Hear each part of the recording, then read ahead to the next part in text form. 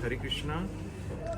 Today, this is one of the cases of refractory hypoxemic respiratory failure which the ICU team has been managing by supination and pronation, the prone cycles which we normally do for the patients who are refractorily hypoxemic. Just to give you a brief, this patient, who is a young adult, has been coming as a complicated dengue illness with leptospira, and this patient has been having a diffuse lung bleed from the lung since last 12 hours. Now, whenever you have this kind of a bleeding, obviously they become hypoxemic, and he was having a bilateral diffuse infiltrates for which the patient has been prone. But apart from this, we need to understand from where the bleeding is happening. In case if there is a mucus plux, we have to retrieve the mucus plux, and that's why this patient is there in the prone. Now, this is a very different exercise, which otherwise a patient who has been severely hypoxemic, normally we put them in a supine and then we do the scoping. But in this situation, we are going to scope the patient in the prone position. So I will let you know how to exactly do it. Thank you. Okay, so as I was telling you that when we are going to perform the bronchoscopy, can you just stop? When you're going to perform the bronchoscopy in a prone position, this is a very high risk procedure. We normally don't encourage doing a bronchoscopy, especially in the prone position, because everything becomes difficult. But in some challenging cases where we cannot make them supine because of the hypoxemia, we have no other option. So we have a very high risk, the bronchoscopy team. Dr. Ankit is there, Anil is there, Mr. Ansari is there, Kali Chaudhary is there, and the whole team of doctors who are available to escort this, this strategy. So in a prone position, once the patient is placed, you place the patient head and neck onto the lateral side, and then one person has to stabilize the tube, and you can see that now I'm going to scope. Can you show the vitals?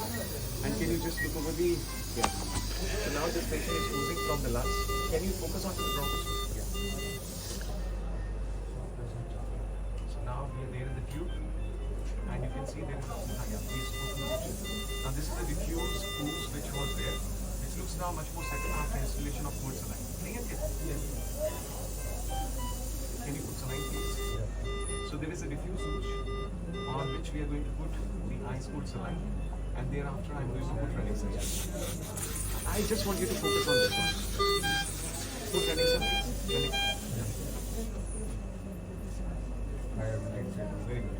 So the Trenexa is done. Now I'm going to see on the section. So this is your carina. It was an oozy field. Now we are going to go ahead. Put saline, please. So this is your right main stem. This is your right main stem. And this is right main stem. You can see this is right upper lobe slot at the 6 o'clock position. This is right lower lobe.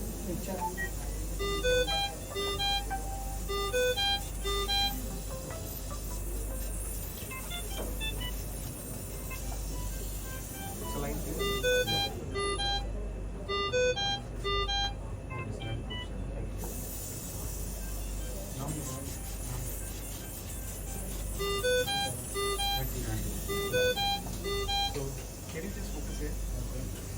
So, as I have been discussing with you, these are very challenging cases, and they tend to desaturate very fast.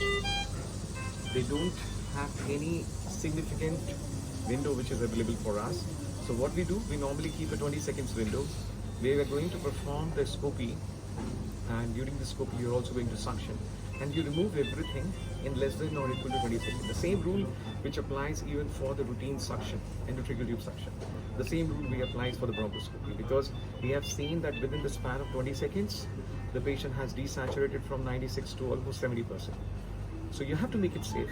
And with next number of cases, I'm going to help you and understand that how you can make the bronchoscopy, the point of care of bronchoscopy, easy in the prone position as well. Thank you. Good afternoon, everyone. So this is the difficult case I am going to share with you. This is a young male, Gaurav. He presented to us with viral pneumonia, and unfortunately he has been diagnosed as a leptospira positive. Leading to this, he has headed towards the ARDS, leading to the acute hypoxemic respiratory failure. So for this acute hypoxemic respiratory, we have prone this patient.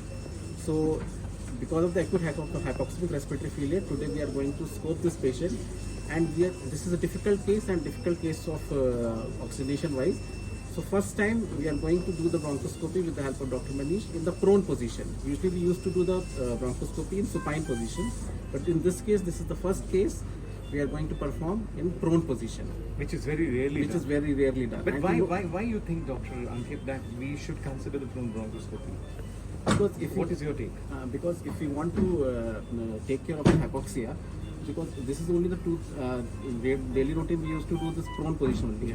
So in addition to the prone position, additional tool which you have taught us, and we are as we are familiar with this, we are going to scope and remove the causes of, and we can see diagnostic as well as therapeutic. What is the cause of this hypoxia? Is it bleeding or is it a mucus plug? What is the cause of it? So normally, if I have to reframe what I have understood from you, Dr. Ankit, that normally, conventionally, whenever we do any procedure in a given patient, we have been trained to do the procedure in a supine position. Now this is easy because we have been trained. But the problem here is that the patient is so hypoxemic that you cannot make them supine. Now if you make them supine, Yes. you might be able to get an ease or the advantage in doing the bronchoscopy or the procedure. But the demerits which are attached to the supine position, which means the patient can land up to refractory hypoxemia, they become exponentially high. And prone ventilation itself is a recruitment maneuver, so Yes, which we don't want to get disconnected with. Yes, exactly. Now, obviously, we have seen that there was a time when the people were doing even CPR only in the supine position, right? And why? Because they were trained to do the CPR in the supine.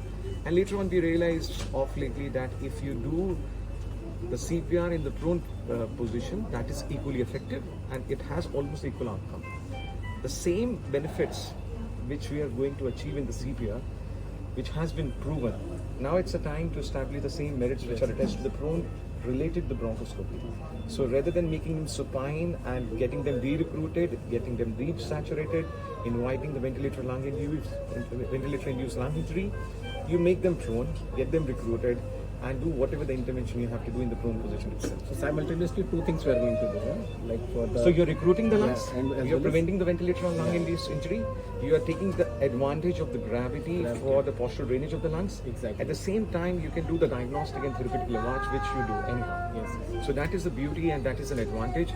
Now, because this case is really being done, so me, Dr. Ankit, each one of you who is there in this high-risk bronchoscopy team, we are going to perform any large number of cases at the series, which we are going to discuss with you, that how this technique has given us the benefit in not only the morbidity, which means oxygenation benefit, but also the possible mortality.